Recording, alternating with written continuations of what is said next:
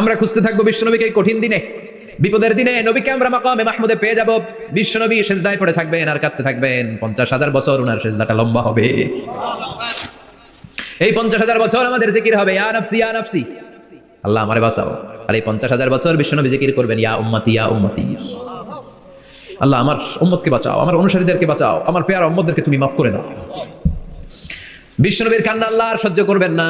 সবাই যেয়ে বলবে ও নবী, সব নবীদের কাছে ব্যর্থ মন নিয়ে ফিরে এলাম, আপনি কিছু করেন। আল্লাহ বলবেন নবী আর কাঁদবেন না, আপনার কান্না আমার সহ্য হয় না, আপনি মাথা তুলেন, একটু তুলেন মাথা। এরপর রাসাক নবী মাথা তুলেন, সাল তুতা, আমার কাছে কি চাইবেন বলেন আমি দেই। ওয়াশফা তুশাফা, শাফাত করেন ও নবী, যার জন্য সুপারিশ করবেন তবে তাদের জন্য সুপারিশ করা হবে যারা দুনিয়ার বুকে কোনো বেদাত তৈরি করে নাই। বিশ্বনবী যা যা শিখিয়েছিলেন ইসলাম তারা ওইভাবে মেনেছে, নতুন কিছু ঢুকায় নাই। এদের জন্য বিশ্বনবী দাঁড়িয়ে সুপারিশ করা শুরু করে দিবে। কবুল করবে কে? আল্লাহ। ওয়াশফা তুশাফা, নবী সুপারিশ করেন, আমি কবুল করে নেব। বিশ্বনবী দাঁড়িয়ে বলবেন মাবুদ লিকুল্লি নবিয়্যিন দাওয়া মুস্তাজাবা, এই দুনিয়াতে সব নবীকে আপনি স্পেশাল একটা দোয়া করার অনুমতি দিয়েছেন, দোয়াটা করলেই কবুল করে নিয়েছেন। আর ওই স্পেশাল দোয়াটা দুনিয়ার সব নবীরা দুনিয়ার বুকেই করেছে, একমাত্র আমি করি নাই। সুবহানাল্লাহ বলেন। ওয়া ইন্নী আখতাবিউ দাওয়াতি শাফাআতান লিউম্মতি ইয়াউমাল কিয়ামা, আমি আমার দোয়াটা কিয়ামতের এই কঠিন দিন আমার গুনাহগার উম্মতের জন্য রেখে দিয়েছি। বিশ্বনবী তখন সুপারিশ করতে শুরু করবেন, চিৎকার করে পড়েন আল্লাহু আকবার।